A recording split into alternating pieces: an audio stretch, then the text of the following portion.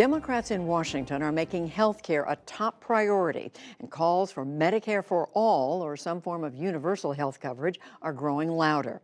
But as special correspondent Sarah Varney reports, Democratic governors and mayors aren't waiting. They are pushing ahead with urgency, signing executive orders and unveiling proposals to corral costs and bring health care to those who remain uninsured. California Governor Gavin Newsom laid out some of his ideas in his State of the State speech last night. Our story begins in California and was produced in collaboration with our partner, Kaiser Health News, for our weekly series on the leading edge of science, health, and technology. Sandra Yemleth Lopez works at one of San Francisco's most celebrated bakeries, Tartine. She fled horrific violence in Honduras and applied for asylum in California. She can work legally, but like many new immigrants, it will be years before she's eligible for Medicaid or federal health insurance subsidies. So she enrolled in Healthy San Francisco, a pioneering program that guarantees health care to any uninsured city resident. Lopez says she can live her life again. I often dreamt about what had happened to me, so they tried to give me sleeping pills and medicine to calm me down. Because when I walked through a crowd, I felt as if something could happen to me. I mean, I was psychologically traumatized. Healthy San Francisco started in 2007 under then Mayor Gavin Newsom, years before the Affordable Care Act, when universal coverage was an audacious and radically liberal goal. Mario goes? Yes. Partially funded through employer fees, the city reorganized its public health system. Patients like Mario Goes were moved away from expensive and overburdened emergency rooms and into primary care clinics. They get visits to specialists, prescription drugs, and perhaps most importantly, protection from massive bills should they need emergency care. After most of Obamacare went into effect in 2014, most Healthy San Francisco patients enrolled in Medicaid or bought subsidized private plans. But about 13,000 remain, those who earn too much for Medicaid but still can't afford private insurance. And people like Juan, who are undocumented and barred from federal public assistance. Should we go back to the room? He's been recovering from a heart attack under the watchful eye of a cardiologist, and he's now back at work in a local warehouse. He takes a number of prescription drugs that he couldn't otherwise afford. I just want to make sure that you can continue to get those medicines or whatever. But here's the dilemma. He's only covered inside the city limits of San Francisco. It's not portable health insurance. Juan wants to move to San Diego to care for his aging mother, but then he'll be out of the program and unable to afford his medications. Is this hundreds of dollars a month or $50 a month? Some of them over thousands of dollars a month, yeah. And if I don't have that coverage in San Diego, I would have to pay for it. And if I don't take that medication, it's like, it could be life-threatening.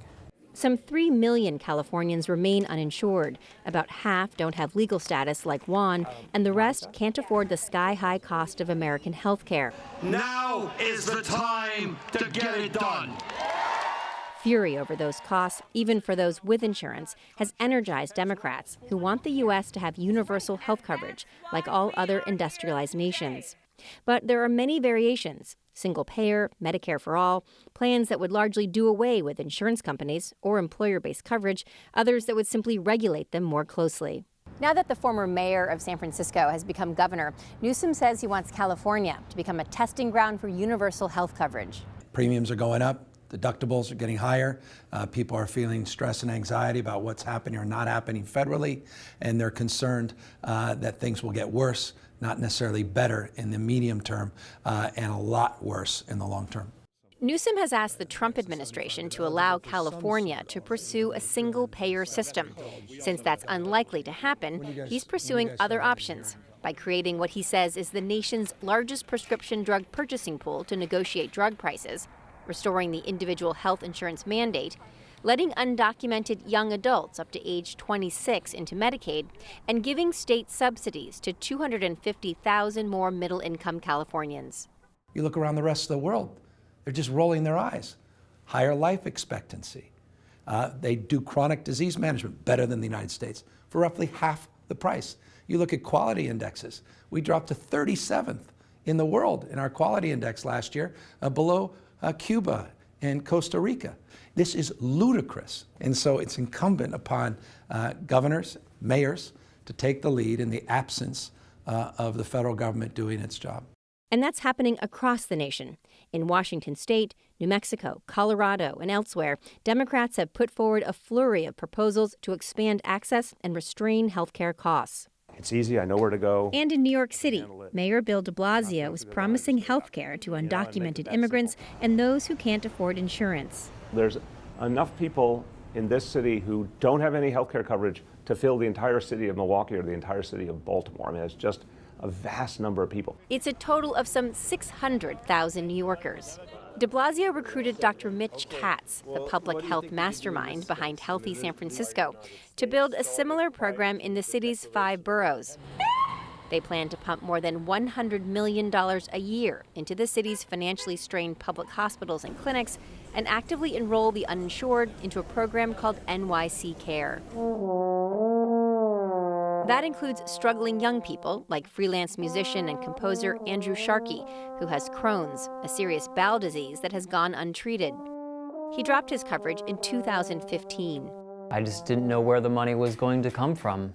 I was working 2 jobs. They were both part-time, so they didn't have to pay into my insurance. Under de Blasio's plan, Sharkey would have a regular primary care doctor and treatment from specialists and access to prescription drugs. Word about NYC Care is already spreading among the more than 300,000 undocumented immigrants in the city, like Antonio, who asked us to use only his first name. He thinks de Blasio's plan would simplify his life. He could focus more on his health and work and less on the endless paperwork that comes with being uninsured. Oh my God, bueno. Oh my God, that's going to be a great change for everyone. Now when I go to an appointment, I need to be running around, from social workers to organizations, to find a way to reduce those bills. Americans already pay for undocumented immigrants when they come to the emergency room, says Mayor de Blasio.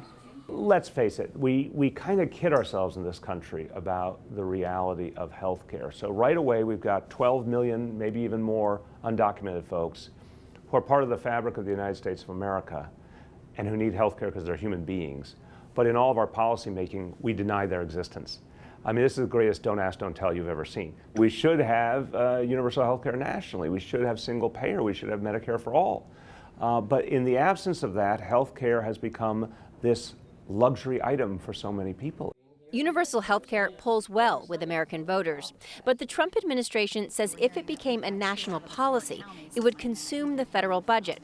Seema Verma runs the Federal Centers for Medicare and Medicaid Services for the Trump administration. It's fiscally unsustainable.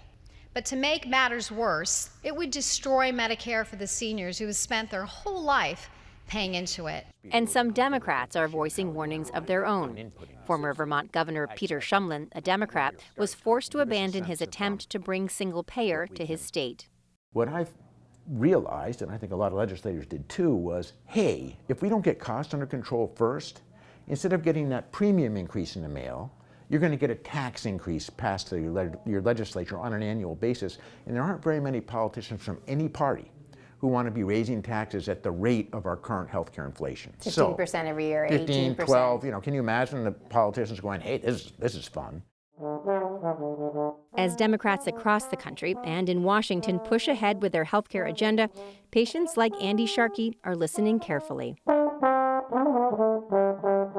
For the PBS NewsHour and Kaiser Health News, I'm Sarah Varney in New York.